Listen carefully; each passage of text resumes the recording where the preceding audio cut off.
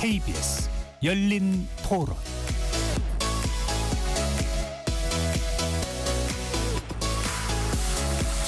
안녕하십니까. KBS 열린 토론 배종찬입니다. 윤석열 대통령에 대한 탄핵 심판 선고가 하루 앞으로 다가왔습니다. 지난해 12월 14일 국회에서 탄핵 소추된 지 꼭 111일 만으로 탄핵 심판을 받은 역대 대통령 중 최장기 평일을 기록하며 국민적 관심이 더욱 고조되고 있습니다. 윤 대통령의 탄핵 심판 선고에 대한 예상과 함께 선고 결과가 정부에 미칠 영향 전망해보고요. 어제 치러진 4.2 재보궐선거에서 기초단체장 5곳 중 더불어민주당이 3곳, 국민의힘이 1곳, 조국혁신당 1곳에서 승리했습니다. 이번 재보궐선거 결과를 통해 민심의 향방도 분석해보겠습니다. KBS 열린토론 지금부터 시작합니다. 치열한 토론 속에서 더 나은 세상을 찾아갑니다. 올바른 세상을 만드는 첫걸음. 평일 저녁 7시 20분 KBS 열린토론. 오늘 열린 토론 함께해 주실 네 분 소개합니다. 임지봉 서강대 법학전문대학원 교수 나오셨습니다. 안녕하세요. 전 경희대 법학전문대학원 교수셨죠. 노동일 파이낸셜 뉴스 주필 나오셨습니다. 네, 안녕하세요. 반갑습니다. 김상일 정치평론가 함께하고요. 네, 안녕하십니까. 김상일입니다. 이종근 정치평론가 나오셨습니다. 네, 안녕하십니까. 이종근입니다. KBS 열린 토론 문자로 참여하실 분은 샵 9730으로 의견 남겨주실 수 있고요. 단문 50원, 장문은 100원의 정보 이용료가 붙습니다. KBS 1라디오의 모든 프로그램은 유튜브에서도 함께 할 수 있으니까요. 많이 들어와 주시고 구독 꾹 눌러주시고 좋아요도 많이 보내주시면 좋겠습니다. 내일 헌법재판소가 어떤 결정을 내릴지 국민들의 관심이 모아지고 있습니다. 시민분들은 어떻게 생각하고 있는지 직접 목소리를 먼저 듣고 오겠습니다.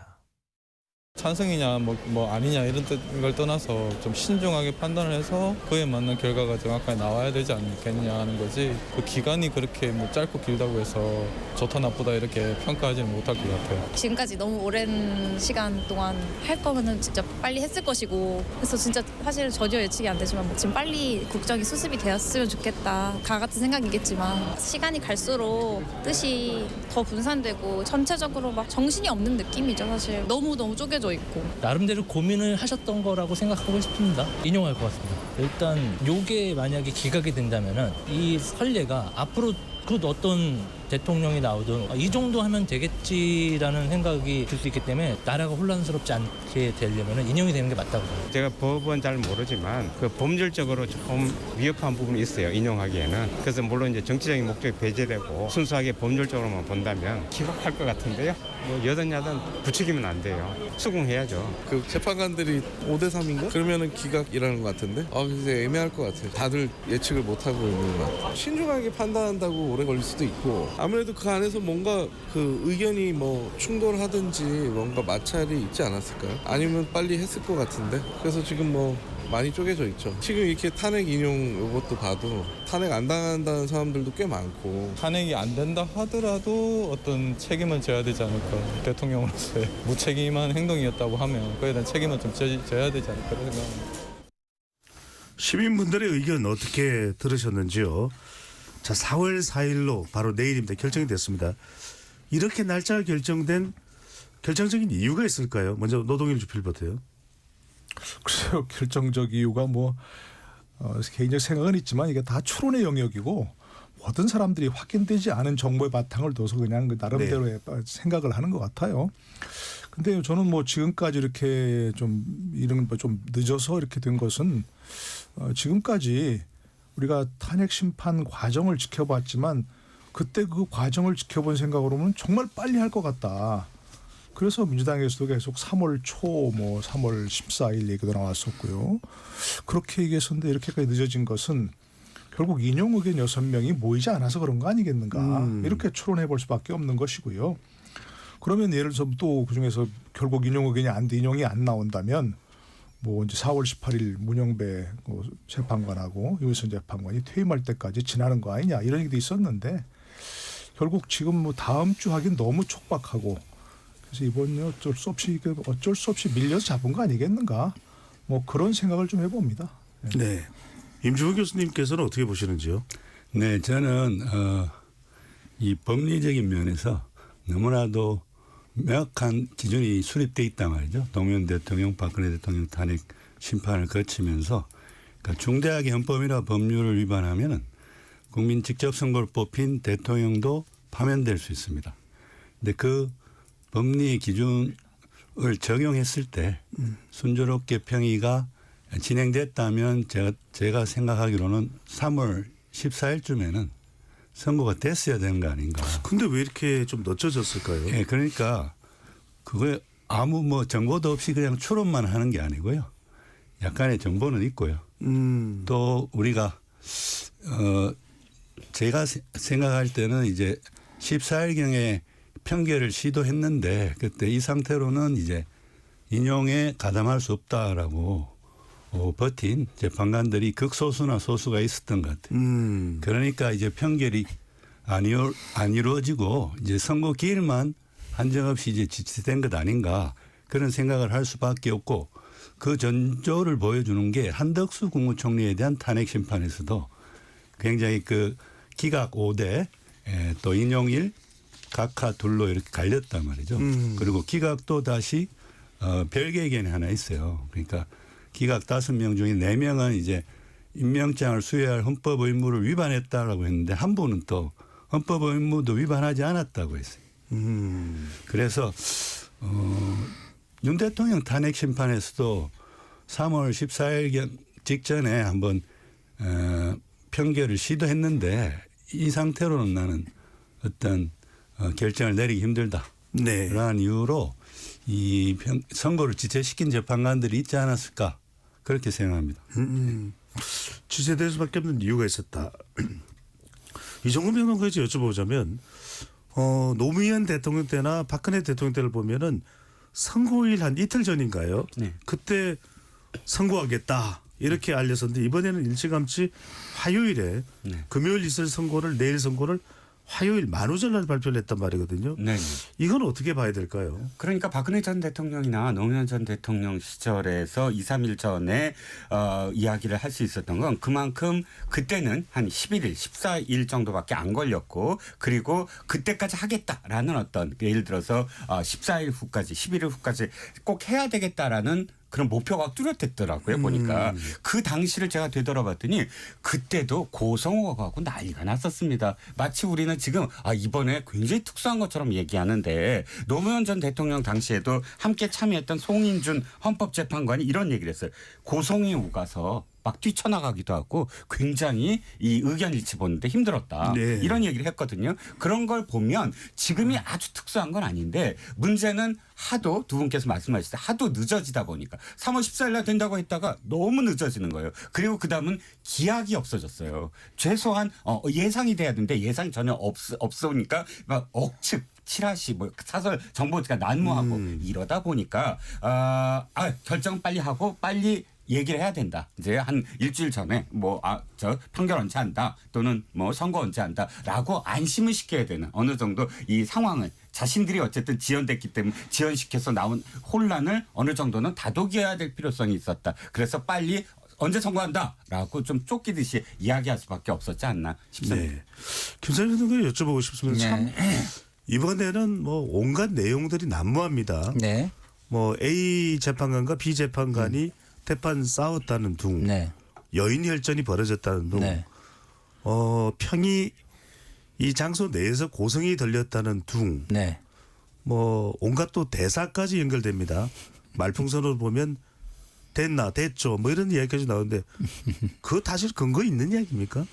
그거는 뭐 제가 그 기사를 쓴 기자가 아니기 때문에 알 수 없습니다만 뭐 제 취재로는 뭐 근거 없다라고 저는 뭐 개인적으로 말씀을 드릴 수밖에 없어요. 네. 왜냐하면 취재를 하는 그 뭐랄까요 소스가 다르잖아요. 다르기 때문에 저도 뭐 저 나름대로 뭐 소스를 가지고 취재를 하는데 뭐 전혀 그런 소리를 들어보지 못했다라고 라고 이야기를 하고 있기 때문에 저는 그게 도대체 소스가 어디서 나온 것인지 제가 잘 모르겠고요. 어쨌든 제 소스에 의하면 그거는 근거 없는 것이다 이런 말씀을 드리고 네. 그리고 지금까지 뭐 앞서 말씀해 주신 분들과 저의 개인적인 추측 물론 약간 결과론적인 걸 담아서 추측한 거긴 하지만 추측은 또 다릅니다. 예, 저는 이렇게 늦어진 이유를 기본적으로 헌재가 최초에 신속 우선의 원칙을 대통령 탄핵 심판 신속 우선의 원칙을 밝혔는데 그것을 좀 스스로 깼다고 저는 봐요. 그게 마은혁 재판관과 관련된 걸 먼저 처리를 한 거예요. 예. 그러다 보니까 이거 신속 우선 심판을 하겠다고 해놓고 자기 문제에 부닥치니까 자기 걸 먼저 해?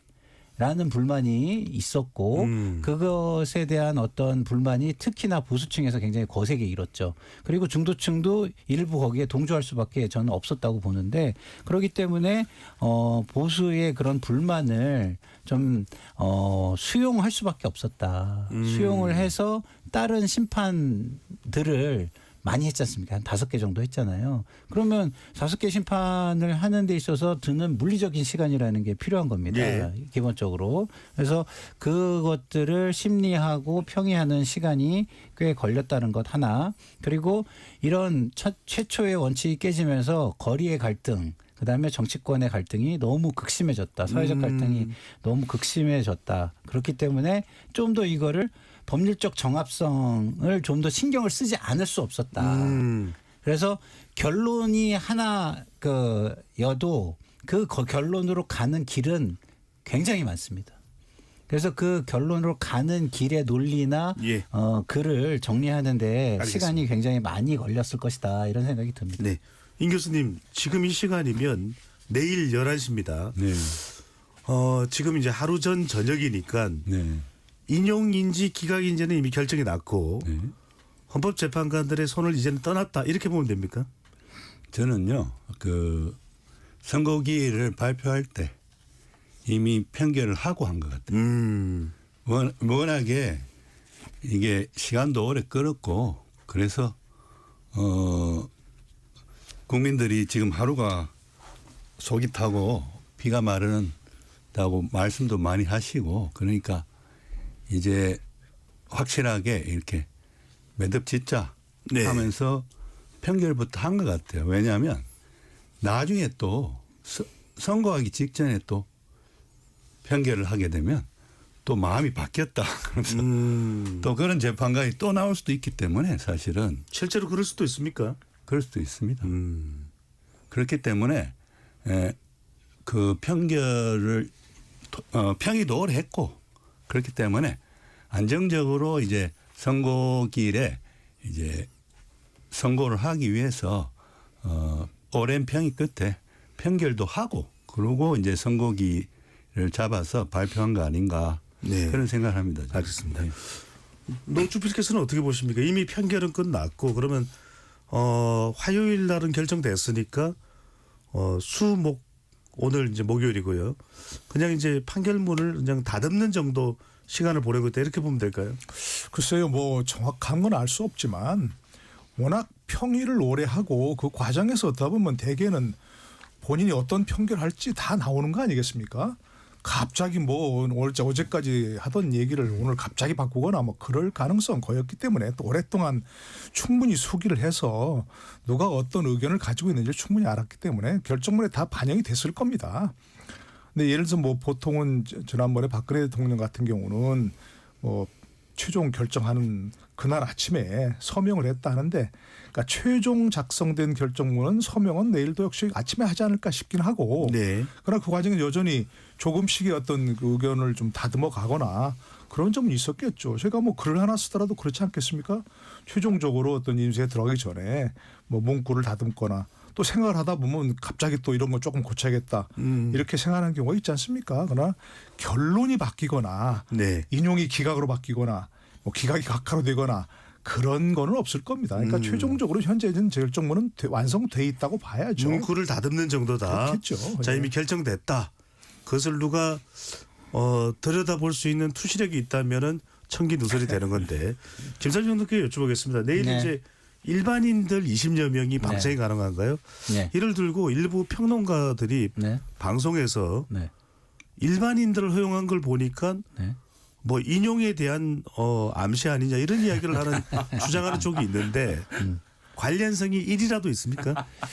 제가 볼 때는 그거보다는 헌재가 어떤 국민의 어떤 알 권리 그리고 또 이것을 공개함으로써 본인들의 어떤 자신감 네. 그리고 뭐 공정하다라는 것을 보여주기 위한 뭐 이런 것들이라고 봐요. 투명성 이런 것들을. 그래서 지금 헌재가요. 사실상 이 대통령 탄핵 심판과 관련해 가지고 그 권위와 신뢰가 굉장히 많이 훼손이 됐습니다. 네. 그래서 그런 부분들을 좀 다시 한번 바로 세우기 위해서 굉장히 우리는 이렇게 투명하고 자신 있게 이런 결론 선고를 한다라는 걸 좀 보여주고 그리고 국민의 알 권리도 충족시켜주기 위해서 한 것이다. 이게 무슨 뭐 자신들의 희망과 기대를 담아서 해석하는 것, 불안과 우려를 담아서 해석하는 것, 이것은 다 각종 지라시성 루머 내지는 뭐 소식. 네. 뿐이 되지 않는다 저는 그렇게 생각합니다. 그런 걸 이번에라도 좀 건전하기 위해서 다시 한번 확인합니다. 임 교수님, 원래 일반인 허용이랑 그 어떤 재판 선고의 결과랑 1이라도 관련성이 있습니까? 1도 관련성이 없습니다. 네. 관련성은 0입니다. 제가 자신있게 말씀드릴 수 있는 게 원래 선고와 헌법재판소법이 있습니다. 네. 공개하게 돼 있죠. 선고는 네. 공개하게 돼 있어요. 그 공개라는 건 뭐냐면 당사자가 아닌 제3자가 방청석에 앉을 수 있어야 그게 공개거든요. 그런데 현재 대심판정에 가보시면 자리가 그렇게 많지 않습니다. 굉장히 크지 않은 심판정이 있기 때문에 이제 일반인은 이제 20석으로 네. 이렇게 자리를 제한해 가지고 이렇게 제3자인 방청객을 받는다는 거지. 그 자체 공개, 선고의 공개는 법에 정해져 있는 거예요. 그런데 그걸 두고 공개하기 때문에 이거는 뭐 결과가 이렇다. 이렇게 이야기하는 건 정말 너무 법에 대해서 모르는 분들이 하시는 말씀 같아요. 네. 이종근 평론가 또 연이어 여쭤봅니다. 네. 자, 한덕수 국무총리, 최재해 감사원장, 이창수 서울지검장 등 3명의 총 3명의 검사에 대해서는 선고 시간이 오전 10시였습니다. 네. 윤석열 대통령 탄핵 심판 선고는 오전 11시입니다. 이걸 두고서 또 몇몇 평론가들이 주장을 합니다. 네. 10시니까 어떤 선고가 나왔고 11시는 어떤 선고가 나올 것이다. 근거 있습니까? 아니요. 어떤 선고의 방향 때문에 10시다 11시다. 그렇다면 10시인 한덕수, 최재해, 이창수는 모두 다 똑같아야 되는데 좀 다르잖아요. 5대 2대 1이고 또 전원일치도 있고 그러니까 다 다릅니다. 그런데 11시는 제가 찾아보니까 박근혜 대통령도 11시에 했더라고요. 윤석열 대통령도 11시에 했습니다. 네. 근데 노무현 대통령은 10시에 했어요. 그런데 노무현 대통령과 뭐 어떤 차이가 있냐면 노무현 대통령은 헌정사상 최초의 대통령 탄핵과 관련된 문제였습니다. 그러니까 그때는 모든 것들을 다 처음으로 기준을 세우는 시기였고 자 박근혜 대통령과 그다음에 윤 대통령이 11시에 있던 건 박근혜 대통령 시절을 돌아보면 박근혜 대통령 시절을 분명히 아침에 모여서 마지막으로 평결을 했다. 이렇게 얘기가 나오거든요. 또 그것도 나중에 들리는 얘기하면 그때 티타임만 했다. 뭐 이런 얘기도 있긴 있지만 그러니까 뭔가 마지막 절차를 거쳤기 때문에 11시에 했다라는 게 뒤돌아보면 그렇게 돼 있습니다. 네. 평인 아까 그 시간은 21분 걸렸는데 그러니까 내일도 다 두 분 뭐 교수님 말씀처럼 결정은 다 돼 있지만 그럼에도 불구하고 뭐 티타임을 하든 안 하든 아침에 모여서 마지막으로 무엇인가 서로 간의 의견을 나누는 시간을 갖지 않을까. 다른 어떤 분들보다는 사실 대통령의 탄핵이라는 게 엄중하고도 엄중한 그런 절차이기 때문에 아마도 10시와 11시는 그 정도였던 차이가 아닐까 싶습니다. 알겠습니다. 노동일 주필께서는 법학자이면서 또 언론사 주필입니다. 왜 이런 이야기가 나오는 걸까요? 어떤 걸 말씀할까요? 시간 10시에 나오면 어떤 선고가 내렸다. 그럼 뭐 다- 11시니까 어떤 선고일 것이다. 아까 얘기한 거 뭐 저런 것들하고 다 포함해서 호사가들의 얘기죠. 네. 요즘 뭐다 속된 말이죠. 그 일반어 쓰죠. 어그로 끈다고 하는 거 그런 거라도 얘기해야 뭐라도 하나 의미가 있다. 아까 얘기하신 뭐 방청객이 허용 그렇게 하지 않겠습니까? 우리 같은 사람은 이제 이런 데 나와서 차분하게 얘기할 수 있지만 예. 뭐 그런 거 하나라도 그래서 어떤 사람들이 혹해서 볼 수 있도록 하는 뭐 그런 호사가들 얘기라고 생각합니다. 네. 호사가가 아니라 비즈니스를 위한 것 같아요. 요새 뭐 유튜버들이 돈을 너무 많이 조회수를 버니까. 올리기 위해서. 네. 호사가가 돈을 슈퍼챗도 버는 받고. 세상. 네. 예, 그렇죠.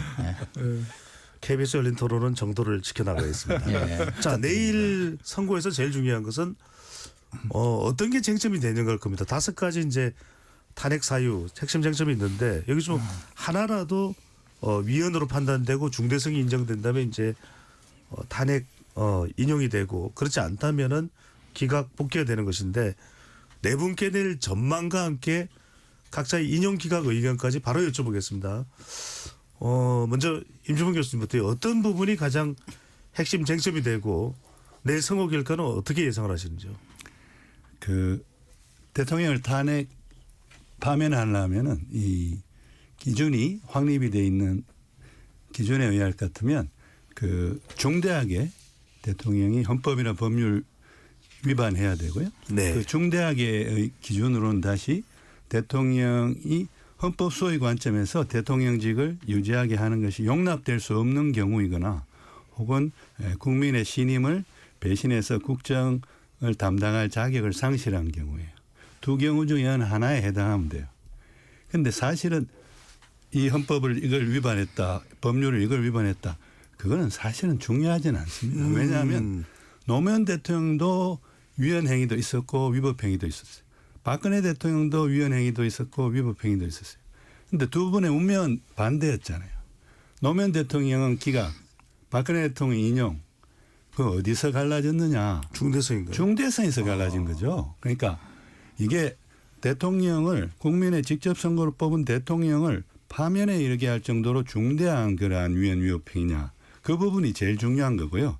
그 두 가지 기준 중에 저는 이번에는 윤 대통령의 경우는 윤 대통령을 대통령직을 유지하게 하는 것이 헌법 소위 관점에서 용납될 수 없다라는 이유로 위헌 위법 행위도 있고 이래서 파면될 것으로 봅니다. 네, 인용. 왜냐하면 네. 예, 왜냐하면 박근혜 대통령도 사실은 신임을 배신한 것보다도 헌법 소위 관점에서 대통령직을 박근혜 대통령이 유지하는 것이 용납될 수 없다고 하면서 파면이 됐는데요.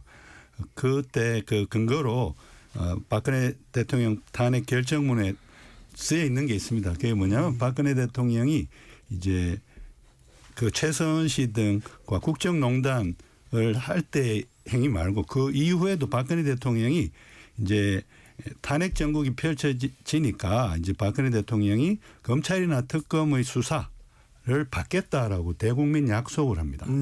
그런데 막상 수사를 하려고 그러니까 거부해버려요.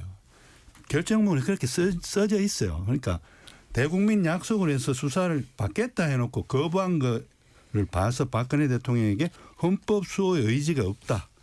따라서 박근혜 대통령은 헌법 수호의 관점에서 대통령직을 유지하게 하는 것이 용납될 수 없다. 따라서 중대하게 위헌 위법 행위를 했기 때문에 파면한다. 이렇게 네. 되거든요. 그 기준을 윤 대통령이 적용해 보면 오히려 윤 대통령이 훨씬 더 심해요. 왜냐하면 윤 대통령도 그때 탄핵 소추안 가결 전후로 해가지고 왜 계엄 선포와 관련한 일체의 정치적 법적 책임을 회피하지 않겠다라고 했잖아요. 그런데 계속 회피했지 않습니까? 심지어 법관이 정당하게 발부한 영장의 집행에 대해서 그거를 이제 관저에 숨어가지고 경호처 직원들 뒤에서 그걸 거부해버려요. 영장주의 원칙이라는 것은 헌법 12조 4망이 규정하고 있는 헌법상의 대원칙입니다. 네. 그런 원칙을 깨버리는데 그거는 헌법 수호의 의지가 없는 근거로 분명히 이번 탄핵 인용 결정문에 적히리라고 봐요. 직접적으로 탄핵 사유는 포함 안 됐더라도 그 부분이 설시될 것이다 이렇게 보시는 거죠. 아니요. 그게 중대성 판단에서 중요한 기준이고 중대성 판단에서. 그 네. 기준의 근거로서 분명히 사용될 것이라는 거죠. 네. 어떻게 보십니까? 인용 결정이더라도 좀 다른 의견이 나오는 인용도 있을 테고 또 만장일치가 있을 텐데 이 부분은 어떻게 보시는지 윤 교수님께서는? 저는 만장일치가 나오리라고 봐요. 왜냐하면 헌법재판관들이 잘 알아요. 왜냐하면 이게 반대 의견이 나가게 되면 이제 윤 대통령을 지지하는 분들은 이 반대 의견에 기대서 분명히 이 인용 결정을 받아들이지 않을 거라. 네. 그럼 국론 분열이 심화되고 장기화되고 그야말로 정치적 혼란이 헌법재판소의 결정으로 해소돼야 되는데 이게 오히려 더 심화되고 이런 결과가 초래될 걸 알기 때문에 헌법재판관들이 지혜를 발휘해 가지고 만장일치 결정을 알겠습니다. 내놓지 않을까 생각합니다. 네, 노 교수님, 주시겠습니다. 저는 기본적으로 뭐 인용 기각을 떠나서 지금 말씀하신 이제 임 교수님 의견에 조금 이의를 제거하고 싶은 것 중에 하나는 만장일치가 돼야 어떤 국민 통합을 이룰 수 있다. 이거는 절대 저는 동의할 수 없습니다. 이런 중대한 사건에서 만장일치가 된다는 건 그건 무효에 가깝습니다. 저는. 근데 이게 지난번 한덕수 총리 같은 케이스를 보더라도 뭐 5대 1대 2로 갈렸지 않습니까? 그 네. 기각 의견에서도 또 갈렸고 저는 그렇게 오히려 자연스럽다고 생각합니다. 이런 중대한 사건에서 어떻게 모든 사람이 만장일치가 됩니까?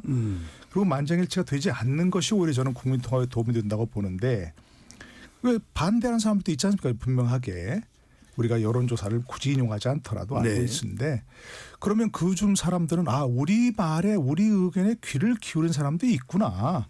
완전히 무시당한 게 아니고 이런 생각이 있어야 오히려 저는 국민 통합에 도움이 된다고 생각을 하거든요. 미국 연방 대법원 사건을 보더라도 중요한 사건에는 항상 반대 의견이 있고 비례 네. 의견이 있고 다 있습니다. 저는 그런 것들이 오히려 더 도움이 된다고 생각하는데 뭐 굳이 뭐 이의를 달기 위해서 하는 얘기가 아니고 제 소신이 그렇습니다. 원칙적으로. 한덕수 총리의 경우에도 만약에 5명이 기각이 아니고 인용이 되었더라도 인용이 5명이라 하더라도 저는 그것도 자연스럽다고 생각합니다.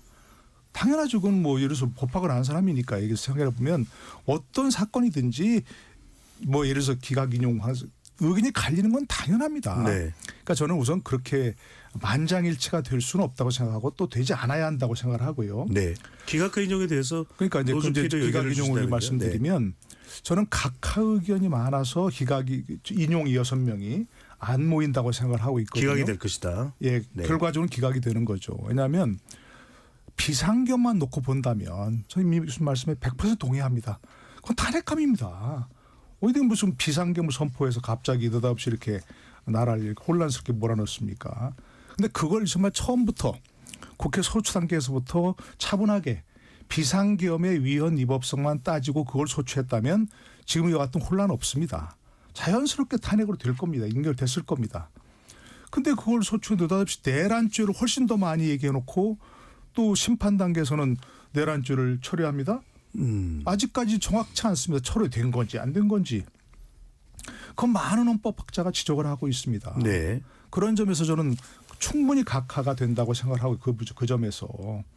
그런데 만약 그렇다면 헌재가 처음 단계에서부터 벌써 이거는 안 된다 얘기하면서 재의결을 하도록 요구를 했어야 마땅한데 그냥 나중에 판단하겠다 얘기하면서 그냥 넘어갔습니다. 그러니까 지금 단계에서 각하는 것도 참 우스운 얘기입니다. 이렇게 많은 변론을 해놓고 이와 같은 그 단계까지 와서 이제 와서 각하합니다.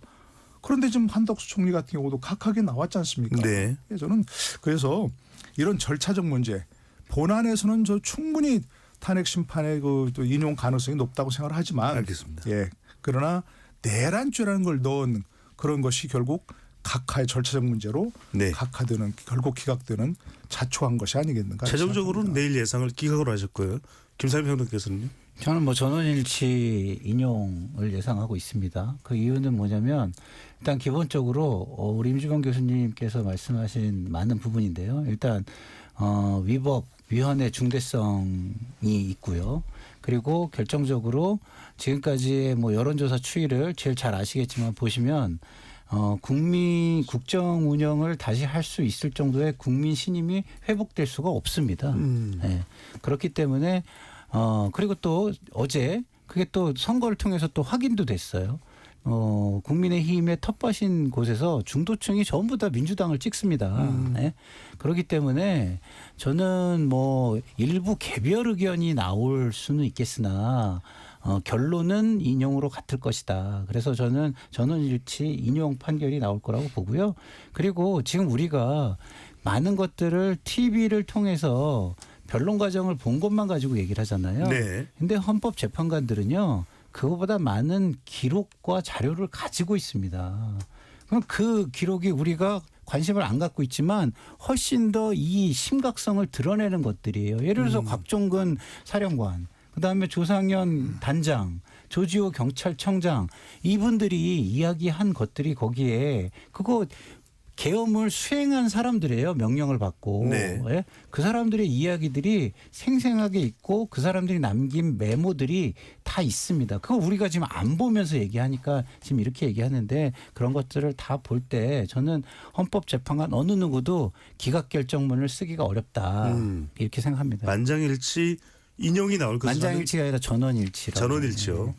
저는 의견을 말씀해 주시고요. 이종훈 평론가요. 전원일치가 되지는 않을 거다. 왜냐하면 일단 만장일치가 2번이 됐다고 하더라도 노무현 대통령 때도 엄청난 일이 있었어요. 노무현 대통령 당시에 10시 하기로 돼 있는데 10시 못했습니다. 이유가 김영일 재판관이 거부를 한 거예요. 나 안 내려가겠다. 당신들끼리 해라. 왜? 자기는 전원일치 싫다.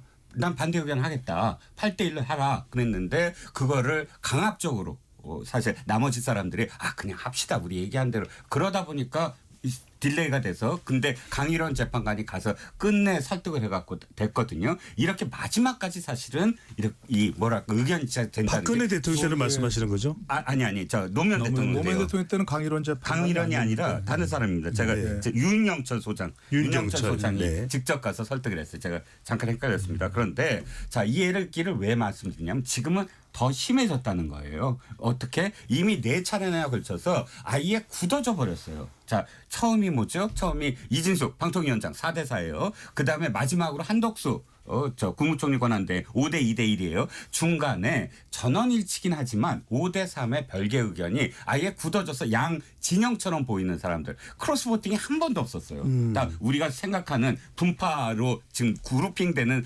그런 결과가 계속 나오고 있었거든요. 이건 어떤 의미냐? 지금 그 어떤 그런 재판관들의 지형보다 자기가 생각하는 소신을 뚜렷하게 이야기하는 분위기가 지금 형성되어 있다. 그러므로 전원일치가 이번에는 쉽지 않을 거다. 거의 어렵다라고 생각을 하고. 기각과 인용으로는 어떻게 보시나요? 기각 인용은 저는 기각될 것 같다. 그러니까 왜 그 전원일치가 안 된다면 8등이 안 된다면 자기 의견을 드러내는 사람이 최소한 3사람 이상 있을 것이다. 그리고 2가지만 더 짧게 말씀드리면 여론의 지형이 이 탄핵과 관련된 논문들을 쭉 헌법학자들 논문들을 보면 네. 여론에 굉장히 중요하다. 인 거예요. 그러니까 노무현 대통령이나 박근혜 대통령이 기각 인용된 것도 다 당시의 여론이 원사이드했다. 그런데 이번에 여론이 원사이드하지 않다는 거. 그리고 적법 절차의 원칙이 너무 많이 무너졌다. 노무현 대통령 때나 박근혜 대통령보다 그런 점에서 상당히 지금 평이 되기 전에 재판 과정에서는 얘기를 못했던 사람들이 평이하는 과정에서 우리가 너무나 적법 절차를 못 지켰다라는 이견을 계속 노출됐다라는 것. 그래서 늦어지고 그 늦어진 결과가 5대3 정도로 기각 결정 나오는 게 아닌가 싶습니다. 네, 우리 아니 근데 우리 말씀하시죠. 앵커님께서 여론조사 전문가니까 원사이드가 55, 60%면 원사이드 아닌가요? 저는 제 의견을 내지는 않습니다. 열린 토론에서. 앵커는 의견 내는 게 금지돼 있습니다. 전문가시라는 분이죠. 그래서 제가 데이터를 전부 다 찾아왔는데 8대2 노무현 대통령 아까 7, 박근혜 80% 대통령 때는 정도 됐었죠. 8대2였고 예. 처음에 맨 처음부터 거의 추세가 근데 한 그거- 70, 80이고 지금 평균적으로 얘기하면 55대 35 네, 정도. 잠깐만요. 그러니까요. 제가 55, 의견은 60%가 내지는 원사이드 한 못하지만 거죠.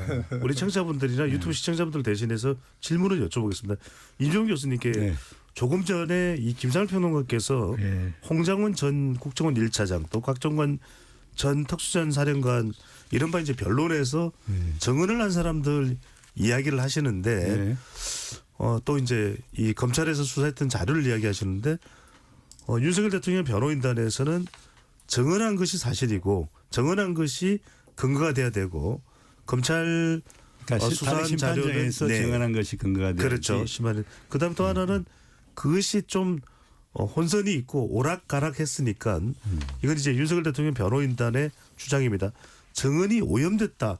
이런 의견이 헌법재판소에 영향을 줄 수 있는 부분입니까? 그런 문제 제기는 할 수 있고 또 했었죠 실제로. 네.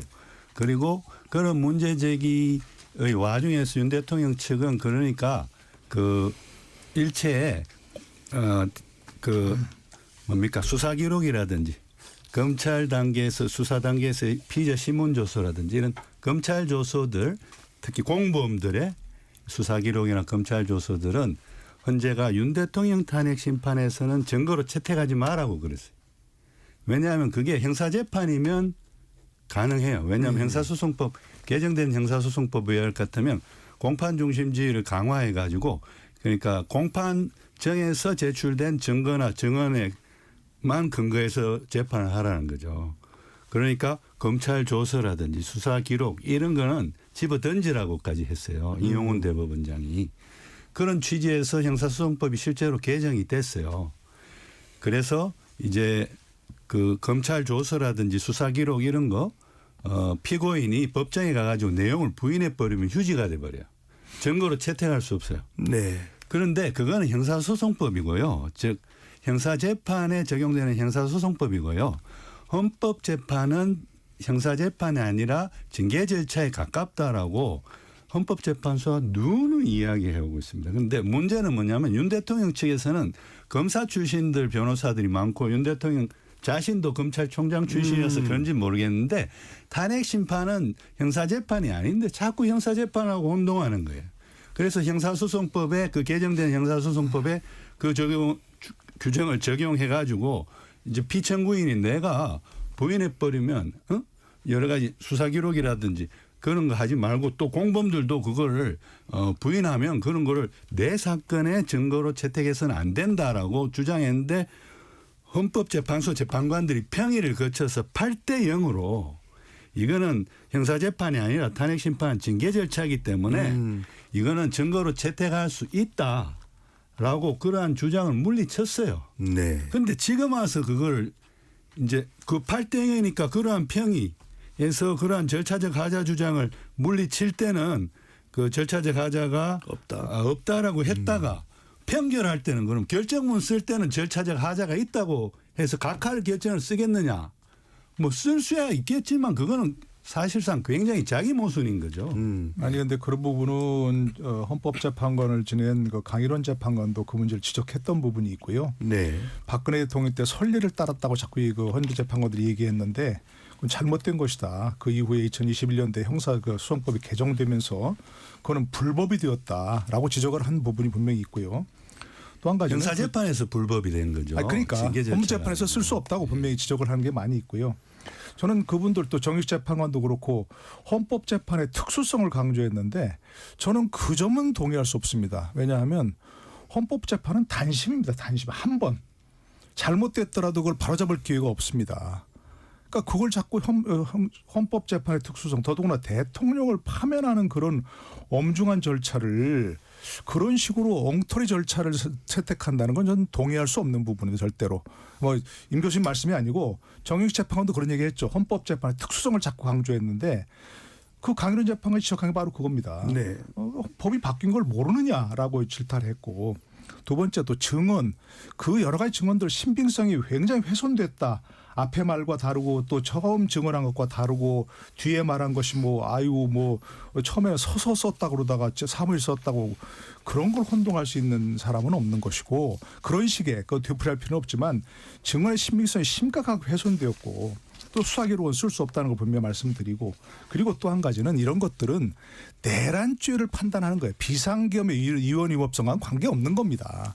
그런데 아까 처음 말씀드린 대로 내란죄를 처음에 그 공소장에 공소장 그 탄핵 심판 의결서에 넣었다가 굉장히 많은 부분을 차지했는데 일부는 뭐 80%라고도 얘기하는데 네. 그걸 뒤로 빼면 어떡하자는 거예요. 그리고 여태까지 판단하지 않고 있고 그런 것들을. 그러니까 저는 다시 한번 말씀드리지만 비상계엄 자체는 도저히 용인할 수 없는 것을 동의합니다. 저도. 근데 그런 과정에서 너무나 많은 절차적 하자가 발견되었고 그러면서 우리 헌법재판소가 한동안 국민 최고의 신뢰를 받는 국가기관이었다가 심지어는 지금 신뢰성이 반토막 났다는 거 아닙니까? 그러니까 이런 것을 보면 저는 그대로 만약 이대로 한다면 절차적 문제가 심각하게 지적될 거라 생각합니다. 네. 근데 그게 이제 뭐 또 하나의 주장이죠. 주장이지만 이런 주장들은 헌재 바깥에서 하는 것들이에요. 그리고 뭐 저도 뭐 이것 때문에 취재를 많이 했는데 이런 얘기까지 나오더라고요. 결국에는 이 회색지대, 그레이 에어리어죠. 이게 너무 많기 때문에 그 평의를 통해서 헌법 재판관들이 결정한 것을 따를 수밖에 없는 것이다.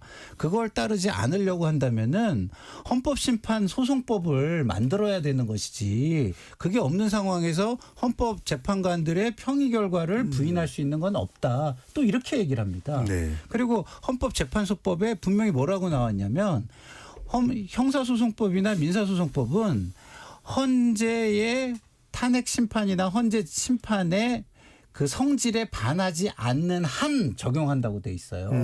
그러면 성질에 반하느냐 안 하느냐는 또 어디서 결정을 하느냐? 이거 헌법 재판관들이 평의해서 결정을 할 수가 있는 알겠습니다. 겁니다. 그래서 저도 나름 취재를 해봐서 그런 문제들을 이야기해 보면 헌재 쪽에서는요 얘기를 못 해요.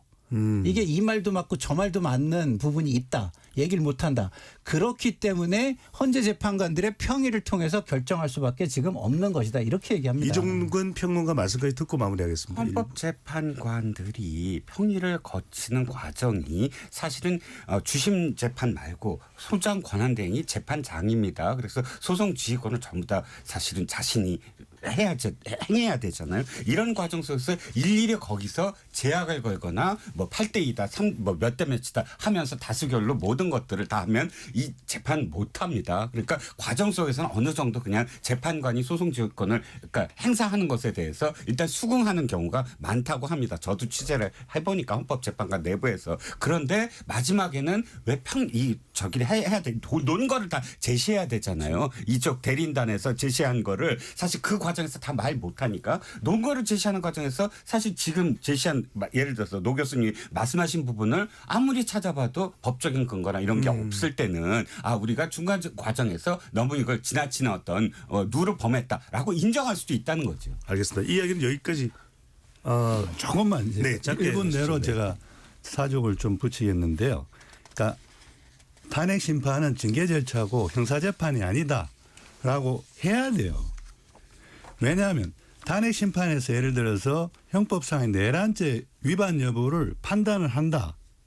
그랬을 때 예를 들어서 내란죄를 범했다라고 판단했다 합시다. 예? 그 짧은 시간 지금 촉박하자는 신속한 결정을 내려줘야 되잖아요. 지금 대통령이 권한행사가 정지된 이 비정상을 정상으로 빨리 돌려야 되니까. 그런 압박감 속에서 지금 탄핵 심판하면서 형법상의 내란죄에 대해서까지 판단을 했는데 그래가지고 유죄가 나왔다 합시다. 근데 나중에 천천히 이제 본격적인 형사재판으로 들어가서 치밀하게 엄밀한 증거법칙도 적용하고 고도의 입증 책임도 적용해가지고 잔잔히 해서 만약에 형사재판의 결과가 나왔는데 이게 무죄가 나왔다 합시다. 그럼 어느 재판이 옳은 거예요?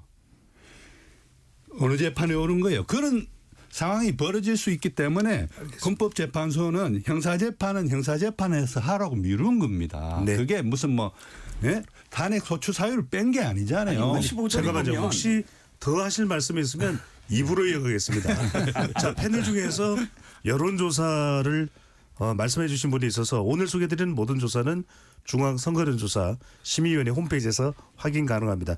뉴스토마토가 미디어토마토에 의뢰를 해서 지난달 31일부터 이달 1일까지 실시한 조사 결과인데요. 무선 자동응답 조사이고요. 대통령의 직무복귀에 대해서 어떻게 판단하는지 물어본 결과 60.2%가 직무복귀에 반대, 37.9%가 직무복귀에 찬성으로 나타났습니다. 잠시 참여 안내 듣고 KBS 열린토론 2부로 돌아오겠습니다.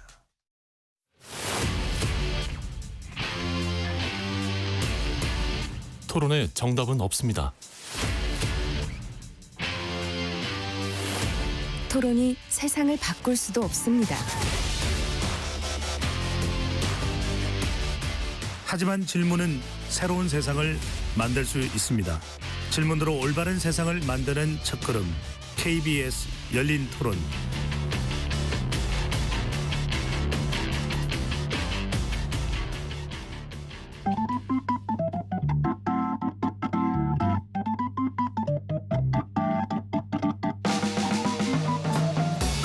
세상을 바꾸는 질문. 열린 토론이 시작합니다. KBS 열린 토론은 언제나 열려 있습니다. 단문 50원, 장문 100원의 유료 문자 샵 9730 그리고 KBS 어플리케이션 콩으로 여러분의 의견을 남겨주세요.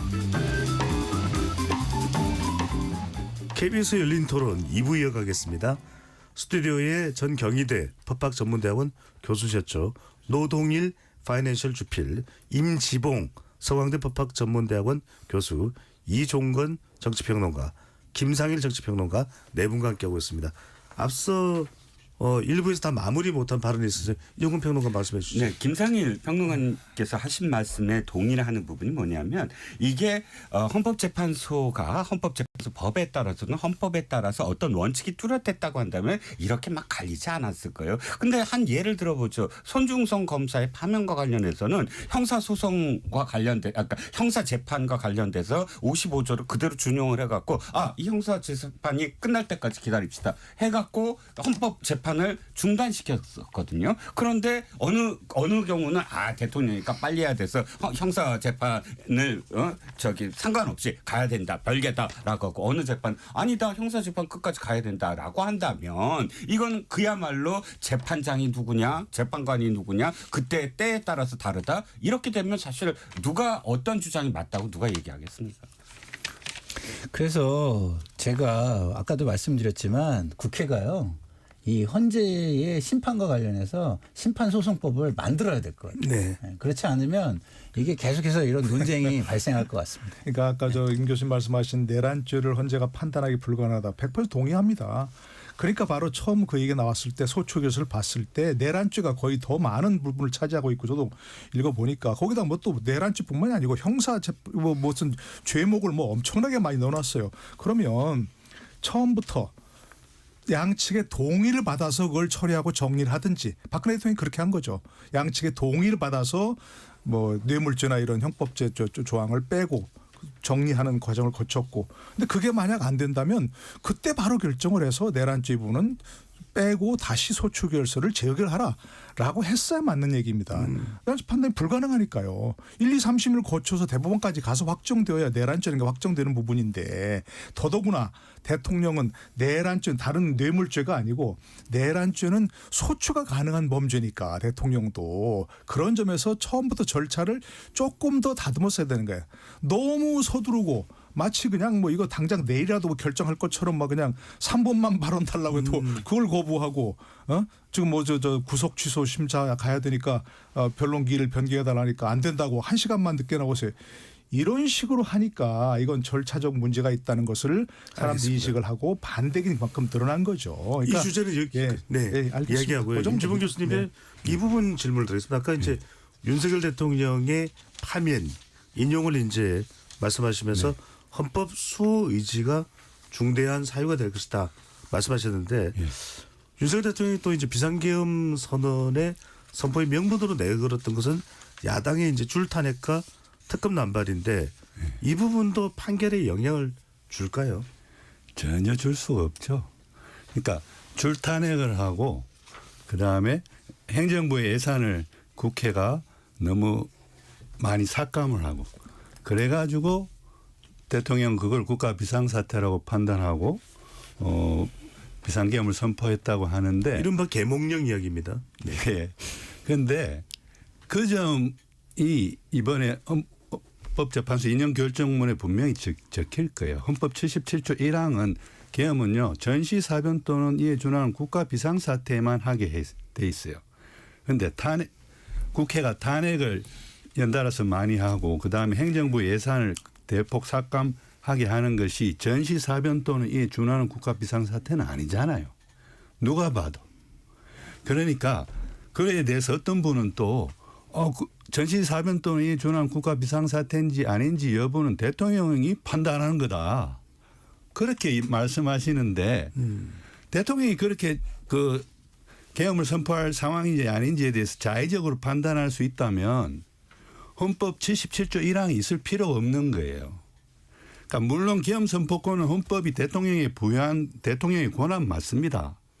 그렇지만 헌법은 권력 제한 규범이에요. 그래서 계엄 선포권을 행사를 하더라도 이러한 요건 하에서만 행사하라.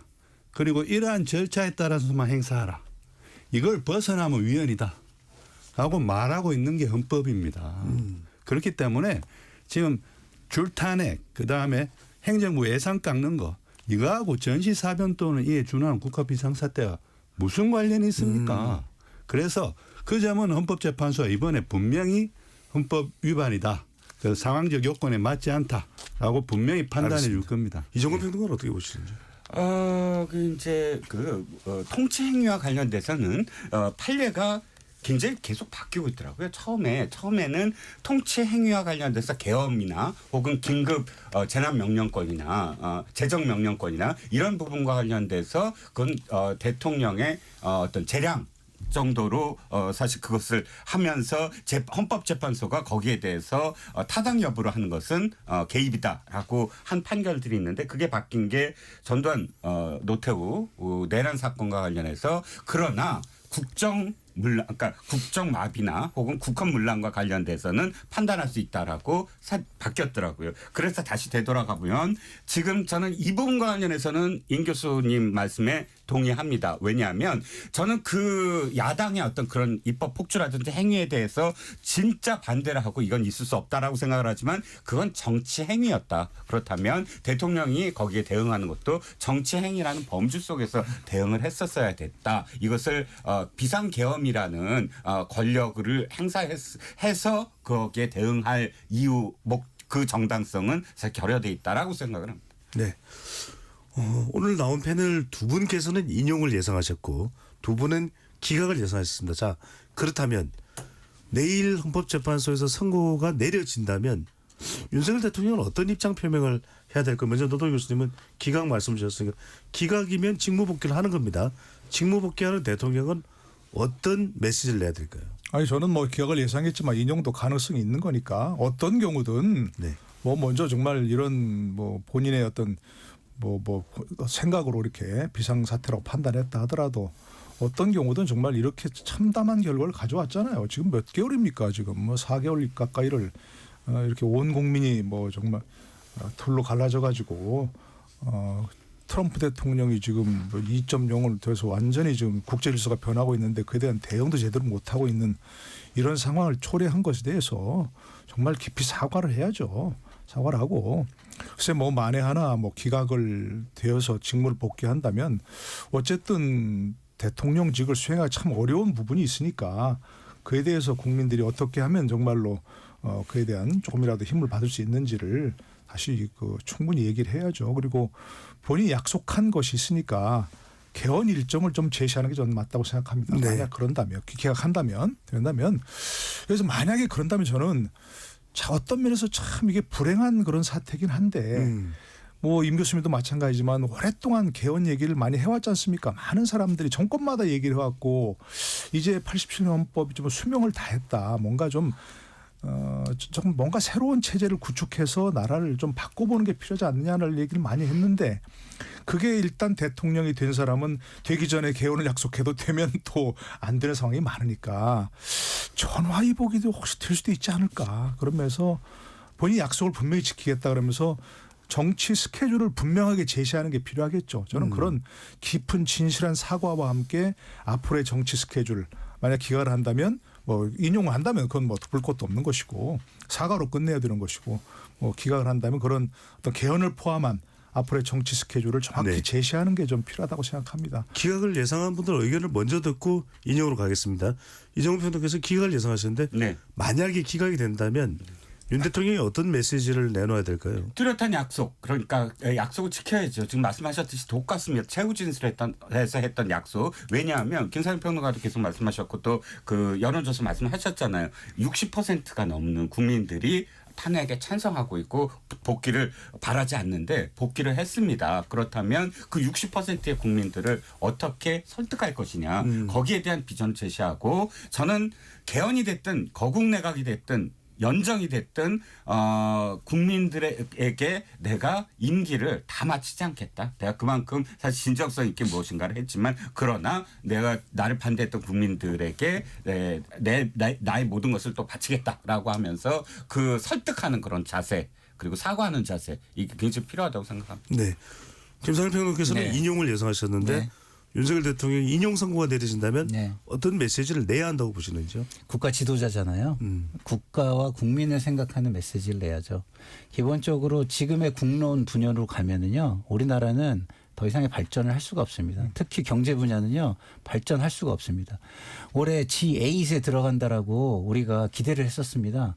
G8 얘기를 10년간은 못하게 됐습니다.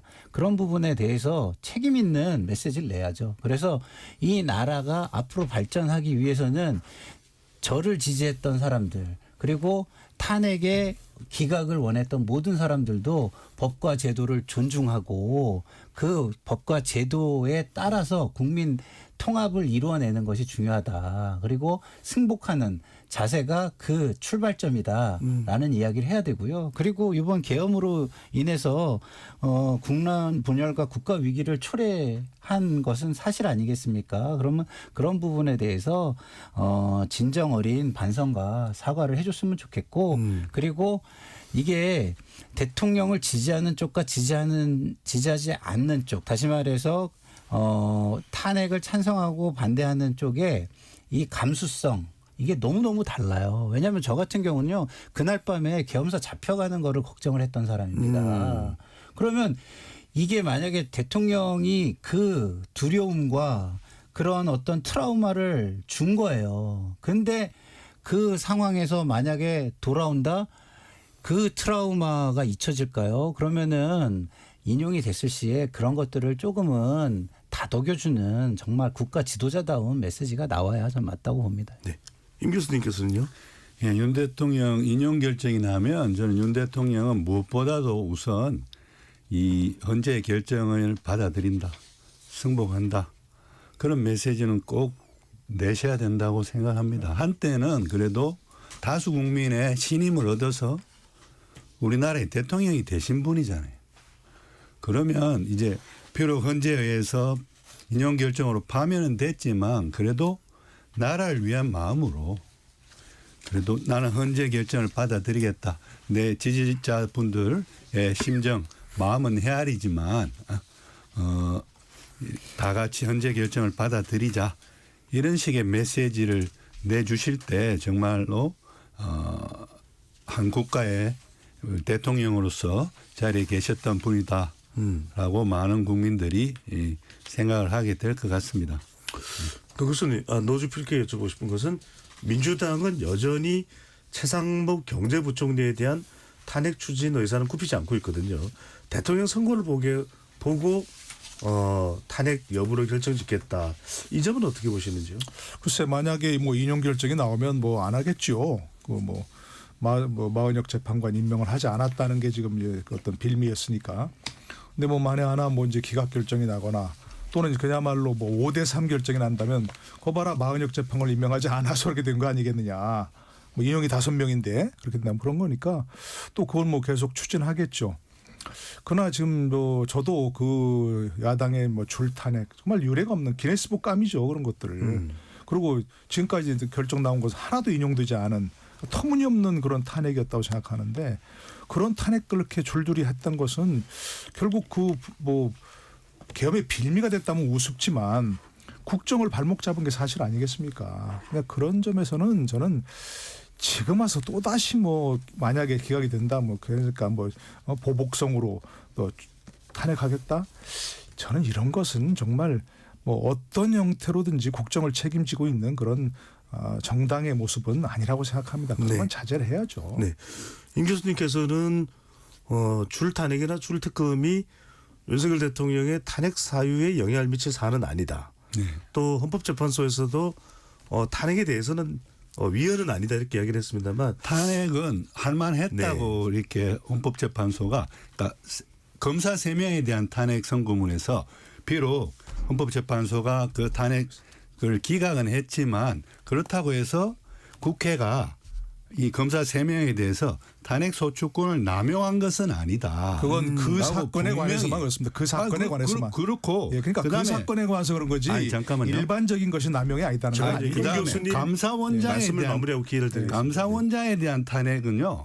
그걸 쓰지 않았어요. 그런 말을. 탄핵 소추권을 남용한 것은 아니라고 쓰지 않은 이유가 뭘까요? 감사원장은요 국회 증언 및 감정에 관한 법률하고 국가 공무원법을 위반했다고 했어요. 예? 법률 위반이 있는데 이것이 감사원장을 파면할 정도로 중대한 건 아니기 때문에 기각했잖아요. 그렇기 때문에 탄핵이라는 것은 헌법 65조 1항에 의해서 감사원장 등의 직무행위에 있어서 그 헌법이나 법률을 위배하면 탄핵 소추되거든요. 그러니까 법률 위반이 있으니까 탄핵 소추는 당연히 남용된 것이 아니다라고 말하고 있는 거예요. 그리고 검사 3명에 대해서는 뭡니까? 법 위반도 없다라고 했기 때문에 이게 자칫 그러면 탄핵 소추권이 남용됐다고 받아들일 수가 있으니까 그렇지만 이 상황에서 검사 3명에 대해서 탄핵 소추를 한 것이 나름대로 정치적인 의도도 좀 섞여 있었지만 그 자체가 법적으로 탄핵 소추권을 남용한다고 보기는 어렵다라고 분명히 밝혀져요. 알겠습니다. 그러니까 줄 탄핵이고 이런 걸 자꾸 야당이 중심이 된 국회가 탄핵 소추권을 남용했다라고 이야기하는데 적어도 헌법재판소는 그게 탄핵 소추권이 남용이 아니다라고 분명히 판시하고 있다는 점을 말씀드립니다. 네, 그건 아니라고 다시 분명히 말씀드리는데요. 그건 그 사건에만 적용되는 겁니다. 그 사건, 그 검사 3명 탄핵한 그 사건만 적용되는 것이지 30번 발의하고 13번 심판하고 9번 다 기각된 거 그게 남용이 아니라는 말은 아니라는 걸 분명히 말씀드리고요. 그건 왜 거기서 그렇게 얘기했냐. 지금 말씀하신 대로 터무니없는 탄핵이니까 완전히 뭐 인용 하나도 없는 그런 탄핵이니까 피청군 측에서 이건 남용 아니냐고 주장을 한 거죠. 그러니까 거기서 얘기한 것이지 야당이 이와 같이 정말 말도 안 되는 탄핵을 남발한 것 그 자체가 남용이 아니다. 일반적으로 그런 얘기는 아니라는 걸 분명히 말씀드리고요. 아니 만약 그러죠. 30번 발의하고 13번 심판하고 한 게 남용이 아니라면 어떤 게 남용이겠습니까? 알겠습니다. 예. 여기까지 하고요. 이종근 평론가 또 김상일 평론가 두 분께는 어제 재보궐선거였죠. 자치단체장 이야기만 좀 좁혀서 해보면 기초단체장 선거 5곳 중 3곳을 민주당이 가져갔습니다. 자, 재보궐선거 결과 탄핵 정국이 영향을 미쳐서 그 어떤 의미가 담겨있다고 봐야 될까요? 이건 무조건 탄핵 정국에 영향을 미쳤죠. 물론 김상훈 평론가 말씀처럼 이거 봐라 이게 국민 여론이니까 이건 탄핵해야 된다라고 뭐 제가 말씀드린 건 아닙니다. 그런데 당연히 불리한 지형 아닙니까? 지금 벌써 12월 3일부터 시작이 돼서 여기까지 왔습니다. 이 와중에 이런 분위기 속에서 재보궐을 하는데 지금 야권에게 당연히 유리한 어떤 지형일 수밖에 없고요. 그 유리한 지형의 어떤 결과라고 보여지고 정치공학적으로 얘기하면 또 이 PK 지역에서 지난 가장 가까운 시절에 금정구청장 선거에서 사실 압도적으로 국민의힘이 이겼거든요. 그런데 전체적으로 부산교육감 선거에서 금정구만 하더라도 졌어요. 전체적인 어떤 지형을 보면 그러면 PK에서의 어떤 민심이 사실 굉장히 동요하고 있다라는 걸 인정해야 되고 국민의힘은 이게 굉장히 위험하다. 경남 거제 역시 마찬가지입니다. 그러니까 솔직히 말씀드리면 지금 국민의힘이 갈팡질팡이에요. 그리고 대통령이 무조건 옳다 이렇게 하는 것이 국민의힘이 진짜 옳은 것인가? 이건 생각을 해봐야 된다는 거죠. 경남 거제가 전부 다 대통령이 옳다라는 사람들이 가서 유세를 펼치고 그 자신의 어떤 텃밭을 빼앗기지 않았습니까? 당연히 국민의힘은 이번에 굉장히 반성을 해야 된다라고 김상일 생각합니다. 평론가는 4.2 재보궐선거 결과는 어떻게 읽으셨는지요? 저는 4.2 재보궐선거는 심판 선거였다고 봅니다. 기본적으로는 정권 심판과 계엄 심판이었고요. 호남에서는 민주당도 심판 대상이 됐다라고 저는 생각을 해요. 담양 군수 선거죠. 그래서 심판 대상도요. 국민들에게는 우선순위가 있는 겁니다. 책임 있는 자를 먼저 심판한다는 거예요. 그러면 지금 국정 운영에 책임 있는 자는 여권입니다. 그래서 여권을 먼저 심판하는 거예요. 근데 담양에서는 여권이 없습니다. 없기 때문에 그 다음 심판 대상이라고 볼 수 있는 사실상의 책임 있는 세력이라고 보는 민주당이 심판당했다고 저는 봐요. 그렇기 때문에 이게 지금 이 중도층을 잡지 못하면 앞으로의 선거도 절대 이길 수 없다라는 저는 말씀을 드리고 싶고요. 자, 그게 왜 그러냐면 여권 성향, 전통적인 여권 우세 지역의 선거들이 전부 다 뒤집어졌습니다. 선거운동 어떻게 했습니까? 전부 다 진영 논리, 지지층 결집 가지고 했어요. 근데 이렇게 크게 차이가 났습니다. 다시 말해서 중도층을 설득하려는 자세 없이 우리끼리만 모든 걸 다 할 수 있어라는 오만함, 그다음에 독주, 폭주 이런 걸 가진 세력은 국민들로부터 알겠습니다. 차례차례 심판당한다. 이것을 보여준 선거라고 저는 봅니다. KBS 열린 토론 내일 윤석열 대통령의 탄핵 심판 선고를 앞두고 전문가들 의견 들어보고 있는데 마무리할 시간입니다. 임주봉 교수님 또 노동열 주필 두 분은 또 우리 사회 원로이시기도 하잖아요. 내일 어떤 선고가 내려지더라도 승복이 가능할까? 유혈 충돌이 있는 거 아닌가 많이들 걱정하고 있습니다. 두 분께 이걸 어떻게 수습하는 것이 좋을지 한 1분씩 시간을 드리겠습니다. 먼저 임주봉 교수님부터요. 예, 내일 뭐 어떤 결정이 나더라도 사실은 그 윤 대통령도 승복해야 되고 국회도 승복해야 되고 또 윤 대통령을 지지하는 국민분들도 승복해야 되고 또 탄핵에 찬성하는 국민분들도 저는 승복해야 된다고 봅니다. 그것이 헌법이 규정해 놓은 바예요. 그리고 만약에 그래도 나는 심정적으로 도저히 그 받아들이기 힘들다.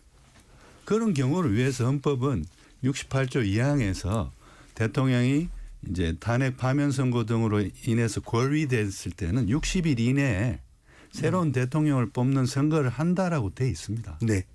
그래서 그게 헌법이 정한 가장 합법적인 방법입니다. 그 선거를 통해서 대선을 통해서 윤 대통령의 결정에 대한 각자의 국민들의 의사를 표시하는 것이 가장 헌법에 따른 의사표시 방법이라고 생각합니다. 알겠습니다. 노주필께도 1분 드리겠습니다. 뭐 결론에 대해서 법리적 비판은 얼마든지 가능하죠. 우리가 논의한 것도 바로 그런 거 아니겠습니까? 그러나 어떤 결론이 나오든 간에 그 결론 자체에 불복하거나 뭐 그래서는 안 되는 거죠. 당연히. 지금 현재 또 일부에서는 또 무슨 뭐 기각이 되면 뭐 내전이 일어날 것이고 뭐 유혈 사태가 날 것이고 얘기하는데 그것도 잘못된 것이고 뭐 어떤 것도 받아들일 수 없다 얘기하는 것은 적어도 우리가 세워온 질서라고 하는 이런 점에서 대한민국을 무너뜨리는 그런 불복입니다. 그거는. 그러니까 어떤 결론이 나오든 내 마음에 안 드는 것에 특히 문제가 있겠죠. 그렇더라도 내 토대를 스스로 무너뜨린 것이다. 그와 같은 일을 하면 그냥 법리적 비판으로 그치는 게 좋다. 이렇게 생각합니다. 알겠습니다. 청취자분들과 또 시청자분들과 함께 윤석열 대통령의 탄핵 심판 선고 결과 내일 기다려보겠습니다. KBS 열린 토론 이것으로 모두 마무리하겠습니다. 네 분 토론 고맙습니다. 감사합니다. 감사합니다. 지금까지 KBS 열린 토론 배종찬이었습니다.